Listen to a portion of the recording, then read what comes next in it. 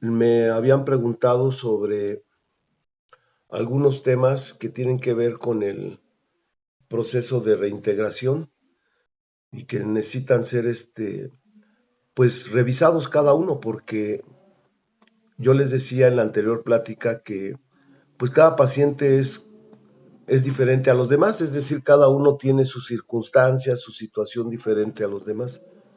Y para mí es importante pues que en su circunstancia logre pues la mejor integración a la sociedad, a la familia, la mejor integración que se pueda, porque luego sí es muy frustrante la labor que se hace de ustedes, ¿no? El esfuerzo que ustedes ponen, la labor que se hace dentro del centro y que salgan y que otra vez vuelvan a reincidir. La verdad, sí en ocasiones es muy triste que reincidan y pues ver la pérdida de recursos, la pérdida de tiempo, ¿verdad?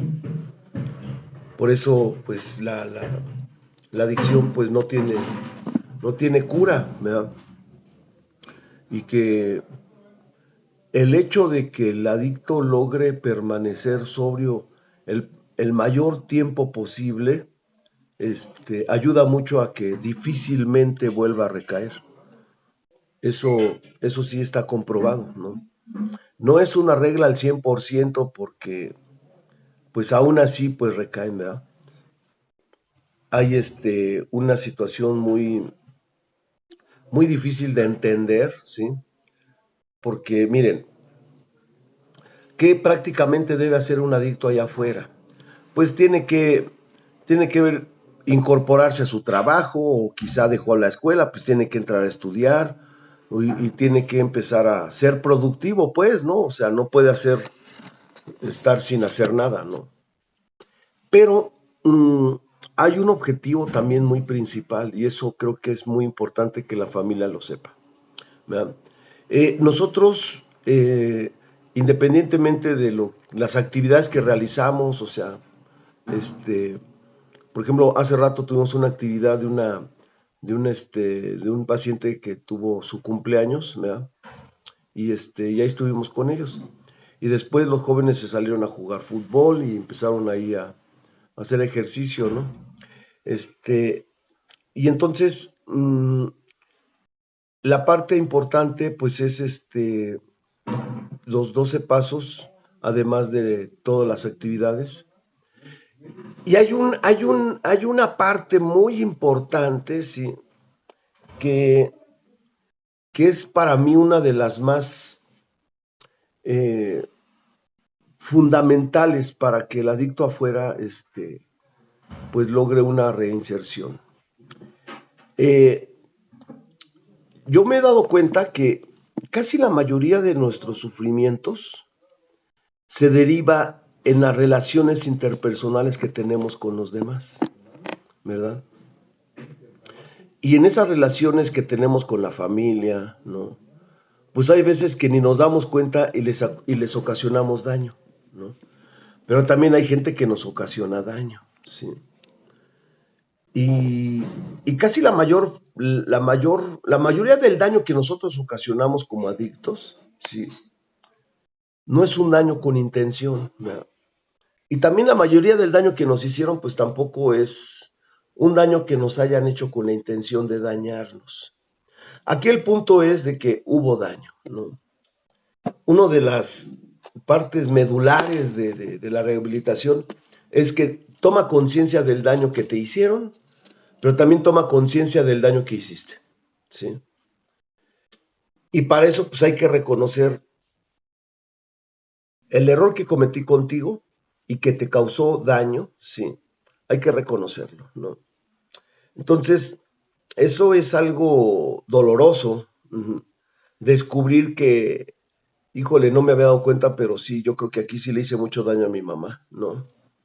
Ahora veo que mi mamá vivió sufriendo, vivió preocupada, vivió con el Jesús en la boca, vivió con la angustia y luego pues no podía ni dormir y luego pues con mi papá también, o sea, ¿no? Entonces eso es algo que toma su tiempo concientizar, ¿verdad? Entonces, aquí detengámonos un poquito, ¿no? Un poquito para señalar varias cosas con respecto al daño, ¿no? Sí. Y esto viene bien marcado en el octavo y en el noveno paso de nuestros famosísimos 12 pasos, ¿no? El octavo paso nos dice que hagamos una lista de todas las personas a las que nosotros afectamos, ¿no? Tenemos que hacer una lista de todas esas personas que nosotros pues, nos hicieron daño, ¿no? Y esto tiene que ver con gente que a lo mejor ya tiene años que ni vimos, ¿sí? Pero primero tengo que ver que sí hubo gente que me hizo daño, quizá cuando yo era niño, quizá en la adolescencia, quizá ya de grande, ¿no? Que alguien me ocasionó un daño, no sé, me saboteó, me robó, me traicionó, habló mal de mí, o sea, X, ¿no? ¿Por qué? Porque ese daño que me ocasionaron me produjo resentimiento, ¿sí? Ese daño que me ocasionaron me produjo muchas heridas, ¿no? Eh, Me traumatizó, me hizo una persona muy acomplejada, me hizo una persona que no tenía, pues ni siquiera me conocía, ¿no? Entonces, ese tipo de cosas, sí, creo que es la primer parte que debemos hacer, ¿no? Dimensionar bien el daño que me hicieron, ¿sí? Todo ser humano tiene heridas que le hicieron. Uh-huh. Hasta una chinga que mi mamá me dio, ¿verdad? Ahí me afectó, ¿sí? Y quizá hubo otras chingas que me dio y me ayudó, ¿verdad? Esas chingas que me dio mi mamá también me ayudaron, ¿no? A reconocer que me la merecía, ¿no? Entonces, yo me refiero a las cosas que me hicieron y sí me produjo daño, me produjo resentimiento, odio, mucha tristeza. Me hicieron daño en la secundaria, en la primaria, me hicieron bullying y, y me siento con poco valor a mí mismo, ¿no? O sea, me desmadraron la autoestima, ¿verdad?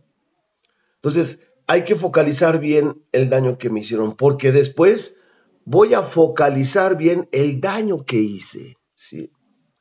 El daño que hice. Entonces, para poder llegar a cicatrizar las heridas, que al principio pues hay que externarlas, hay que hablarlas, hay que apalabrarlas, ¿verdad? Hay que vomitar, ¿no? El sufrimiento hay que vomitarlo, ¿no? O comúnmente dicen, desahógate, sácalo, no hay problema, ¿no? En el mundo de afuera, comúnmente, no, pues es que se desahogó de lo que tenía dentro, ¿no? Nosotros le llamamos a eso catarsis, ¿verdad? Entonces, eso es una forma de limpiar las heridas, de limpiar lo que uno tenía, el sentimiento que ahí estaba atrapado y que no estaba haciendo daño, ¿no? Entonces, ¿por qué? Porque solamente hablando del daño que me hicieron, ¿sí? Voy a ir perfilándome hacia la necesidad, pero también, ¿sí? Hacia el deseo de perdonar, ¿no? O sea, si yo quiero superar todo este daño que tengo, ¿sí? Tengo dos opciones, seguir odiando o perdonar, ¿verdad? Seguir sufriendo, seguir victimizándome por un pasado que aún me hace sufrir, ¿sí? O seguir culpando a los demás, es que no, es que mi mamá me abandonó porque se iba a trabajar, es que, o sea, seguir culpando a los demás de mi desgracia o perdonarlo, ¿no? No hay otra, ¿eh? No hay otra opción, ¿sí? Entonces, hay un filósofo que decía que tienes que saber qué hacer con lo que te hicieron, ¿no? ¿Qué vas a hacer con lo que te hicieron? Entonces, esa es la primera parte. Entender, no, pues sí estoy traumatizado, tengo temores, tengo fobias por lo que me sucedió de niño, tengo temores en la noche, ¿verdad? nos vamos a ir dando cuenta el daño que tengo dentro de mí y que me hace una persona miserable. Que de hecho, sí, producto de esas heridas, esos daños que recibimos, esos impactos, esos psicotraumas, es la parte en donde la causa de la adicción, ¿no? Esa es la causa de la adicción, ¿no? Eh, si no hubiera daño psicotraumático en el niño, en el adolescente, eh, tuviera otros problemas, no adicción, ¿sí? Pero casi puedo decirles que esa es la causa, ¿no? Sí. Y les digo porque la gente que no sabe de adicciones habla muy mal del adicto, ¿no? Se le estigmatiza al adicto, dicen, no, el adicto se droga por cobarde, no, el de adicto es adicto porque tomó una decisión equivocada y el pendejo pues hizo esa decisión y por eso se droga, ¿no? No, el adicto, pues al adicto hay que corregirlo a fregadazos porque solamente así se le quita la adicción, ¿no? O sea, no entiende de qué se trata la adicción, ¿no? Hay psicólogos que dicen que las heridas de la infancia no existen y digo, pues, ¿de qué planeta vienes, mano? Sí. O sea, si entonces no has escuchado la historia de un adicto, ¿no? O sea, tú te vas a dar cuenta que pues precisamente porque hubo heridas hay adicción, ¿verdad? Y no precisamente son heridas que surgieron en la familia. La mayoría sí, ¿eh? Yo en lo personal, la mayoría de los adictos, sus heridas vienen de la familia. Pero hay otras que no, hay adictos que sufrieron heridas más cabronas fuera de la familia, con el vecino, con otra familia, con la familia del tío, con la tía y que vivió allá y también ahí recibió heridas más cañonas que en la casa, ¿sí? O sea, cada historia es diferente, ¿no? Eh, yo sé muy bien que yo soy padre de familia, yo tengo 3 hijos, ¿verdad? Y y no sé, yo tuve muchas ausencias de padre, o sea, yo en mi trabajo me ausenté mucho en toda la parte de la primaria de mis hijos. Exactamente qué les pasó a mis hijos si tuvieron algún trauma, no lo sé, ¿eh? O sea, la verdad, no lo sé, ¿sí? Ellos han tenido terapia por algunas broncas emocionales que estoy seguro que vivieron en su niñez, pero no los voy a obligar a que me digan qué les pasó, al contrario, ¿no? O sea, pero yo sé que algo pasó en mis hijos y yo no lo voy a poder saber, ni necesito saberlo, ni quiero saberlo. Me basta saber que mis hijos tienen algún problema emocional como para poderles decir, busca ayuda, ¿no? Busca ayuda, hijo, no te quedes con eso, adelante, te ayudo a que busques ayuda, ¿sí? Eso es lo que puedo hacer. Es lo mismo con los hijos, o sea, es lo mismo, ¿sí? Tú nunca vas a saber, ni siquiera necesitas saber el daño que recibió tu hijo. A lo mejor ni te acuerdas, ¿verdad? Sí.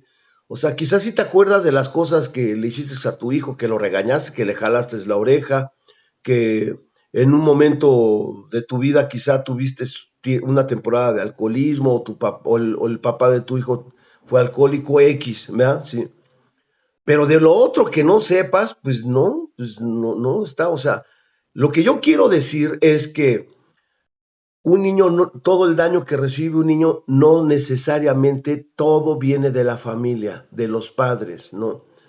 Los amigos que le hicieron daño a tu hijo, las amigas, las amistades, la familia cercana, o sea, hasta un pinche policía le puede hacer daño a un adolescente, ¿no? O sea, son riesgos que no podemos controlar, que están fuera de nuestras manos y que como padres muchas veces no sabemos, ¿verdad? Yo por eso, yo por eso trato de ser muy honesto con la familia, ¿no? Obviamente que no puedo detallar los problemas que tiene el paciente porque me debo a la confidencialidad, pero sí darles indicios a la familia de que tu hijo tuvo ciertos problemas y esos son los que está ahorita trabajando, ¿no? Este, y que en él sí repercutió mucho, sí hubo mucho daño emocional, o sea, y que quizá pues ya es un daño también existencial, o sea, ¿no? Sí. En eso sí trato de ser muy cuidadoso, pero también muy honesto, ¿no? Este, entonces, es este daño, ¿no? Hay personas que hacen daño porque le roban dinero, ¿no? Y le hicieron daño, ¿no? Hay personas que hacen daño físico, violentan, golpean, y hay personas que hacen mucho daño, ¿no?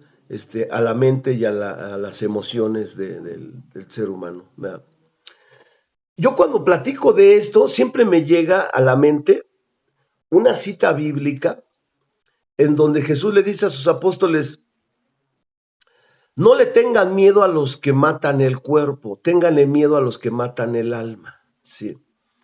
Y digo, tremenda declaración, ¿no? O sea, ¿a poco alguien es posible de dañar el alma del ser humano? Sí.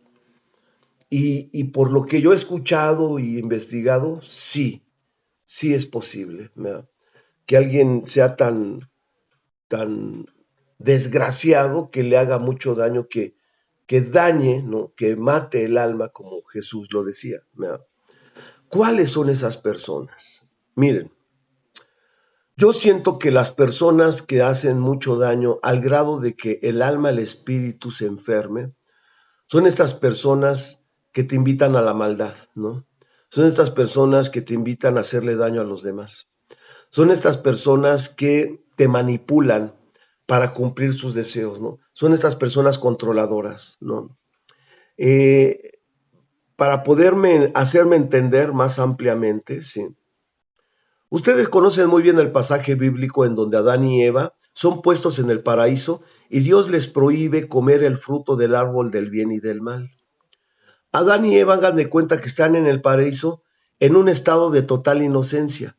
Hagan de cuenta que Adán y Eva están como los niños, inocentes, ¿no? Totalmente inocentes los niños, explorando el mundo, investigando el paraíso, ¿sí? Y la Biblia dice que se aparece la víbora, ¿no? Y la víbora se le acerca a Eva y le dice: ¿cómo está eso de que Dios te dijo que te prohíbe comer el árbol del bien y del mal? ¿Sí? Entonces, muchos dicen que Dios puso el árbol del bien y del mal para que a partir de ahí el ser humano tenga libre albedrío, ¿no? Y por supuesto que no. Adán y Eva ya tenían libre albedrío, ¿no? Por eso se los puso, ¿no? El libre albedrío consiste en la libertad de elegir, ¿sí? Entonces, ellos eligieron comer el fruto del bien y del mal, pero fueron manipulados por la víbora a través del deseo, ¿sí? La víbora chantajeó, ¿sí? Persuadió a Eva para que comiera el fruto del árbol del bien y del mal. Eva terminó decidiendo, pero influenciada por la víbora, y de ahí vino su caída, ¿no? Vino la caída del hombre y la mujer y fueron expulsados del paraíso, ¿verdad? Pues esa víbora es la que mató el alma, ¿no? Ese tipo de personas, ¿sí? que, que escandalizan, ¿no? A un niño, ¿no? Que educan mal a un niño rumbo a cosas perversas, ¿sí? Aquellos abusadores, ¿no? Que abusan tácitamente del niño, ya sea que abusan sexualmente de un niño, que los golpean, que los maltratan, que los terrorizan, que los agreden, que los minimizan, que los humillan. O sea, la lista de hacerle daño a otro ser humano es enorme, ¿sí? Es enorme. Uh-huh. Entonces, esas personas son las que dañan la mente y el corazón del ser humano, ¿sí? Y que muchas veces los familiares cercanos nos hicieron daño, les vuelvo a decir, no porque sea su intención, pero el daño está hecho, ¿sí? Y sobre todo en la niñez. ¿Por qué en la niñez? Porque la niñez es la etapa más vulnerable. Los niños son impresionables, ¿no? O sea, se impresionan con cualquier cosa, porque para los niños todo es novedad, ¿verdad? Entonces, ese tipo de daños, estamos hablando de daños profundos, ¿eh? Sí. Hay daños tan profundos que se ocultan en la mente del niño, en la profundidad del inconsciente, y quiero hacer énfasis en esto, ¿sí? Eh, Adictos que logran una rehabilitación, que son honestos en el trabajo de su historial, que practican el programa, que tratan estar pues en las actividades, logran con constancia y con honestidad escribir su inventario, siguen hablando en terapia individual, o sea, excelente, ¿no? Salen, duran un rato sobrios, ¿no? Y vuelven a recaer. Pasan otra vez un tiempo de anexo, de internamiento y vuelven a recaer, ¿no? ¿Qué pasa con esta persona? ¿Por qué si ha tratado de ser honesto y practicar el programa vuelve a recaer? ¿Sí? Porque hay daños emocionales tan profundamente enterrados que no, hay veces que ya lo hemos olvidado y que están tan profundamente enterrados que conscientemente no los recordamos. Entonces, este evento traumático que se quedó en la profundidad del inconsciente sigue causando problemas en este momento presente al sujeto, a la persona, ¿no? Le sigue haciendo mucho daño. Híjole, está tremenda la cosa, ¿verdad? ¿Cómo llegar a esa profundidad del inconsciente para lograr sanar ese daño? No hay otra más que espiritualidad, oración, practicar la espiritualidad. No hay otra, ¿no? Ahora entendemos cómo es que por las razones que sean, estas razones, hay personas que difícilmente se rehabilitan, ¿no? Porque tienen daños mucho más profundos, ¿no? O sea, si nos metemos en esos terrenos profundos de oscuridad o lo que se conoce en el mundo de allá afuera como maldad, ¿no? Para nosotros los psicoanalistas la maldad equivale a la perversión, ¿no? Sí, toda la perversión que te puedas imaginar, ¿no? Que quizá hayas visto películas de asesinos seriales y toda esa cosa, ¿verdad? Ahí está la perversión más grotesca, ¿no? ¿verdad? Que puede tener, pero hay también perversos que no son tan cabrones, ¿no? O sea, hay perversos normales, ¿no? Y practicamos cosas perversas, pero hay otras mucho más profundizadas, ¿no? Bien, entonces, estamos hablando de cuando alguien me hace daño, ¿sí? Cuando dos seres se juntan, ¿sí? Los dos tienen deseos. Cuando estos dos deseos chocan, se produce violencia y empiezan a hacerse daño, ¿no? Es lo que pasa en la guerra de Israel contra Palestina, ¿ve? O sea, hay choque de deseos, hay guerra, ¿no? Y Israel no deja de bombardear la ciudad de Gaza, en donde ya ha matado a miles de niños, mujeres y niñas, ¿verdad? Y este desgraciado de Israel, pues no ha dejado de bombardear Gaza, ¿verdad? Que porque tiene secuestrado a muchas personas, ¿verdad? Y por no darme a los secuestrados, pues te bombardeo casi toda la ciudad y pareciera ser que quieren desaparecer a los palestinos, ¿no? Cañona la cosa, un choque de deseos, ¿no? Y nadie los para, ¿no? Nadie le para al Israel, ¿no? Nadie lo detiene, sí está canijo la cosa, ¿no? Estamos permitiendo un genocidio en siglo XXI y nadie hace nada, ¿no? Los países más poderosos, Estados Unidos, Estados Unidos, favorece, ¿no? A que la matanza en Palestina continúe, ¿no? Entonces, esto es, o sea, haga, mucha gente está a favor de Israel porque dicen, es que son los judíos que siempre han querido matar. No, esos no son los judíos que estuvieron en la Segunda Guerra Mundial y que estuvieron a punto de desaparecerlos. Estos no son los judíos que estuvieron esclavizados en Egipto. Estos no son los judíos que liberó Moisés. Son otros judíos, ¿sí? Es una ala de judía radical, ¿no? Los judíos ortodoxos están en contra de lo que está haciendo Israel contra Palestina. Bien, cierro el comercial, no me quiero desviar del tema. Bien, es decir, un deseo, ¿sí? Y más si es un deseo egoísta, va a provocar daño en los demás, ¿sí?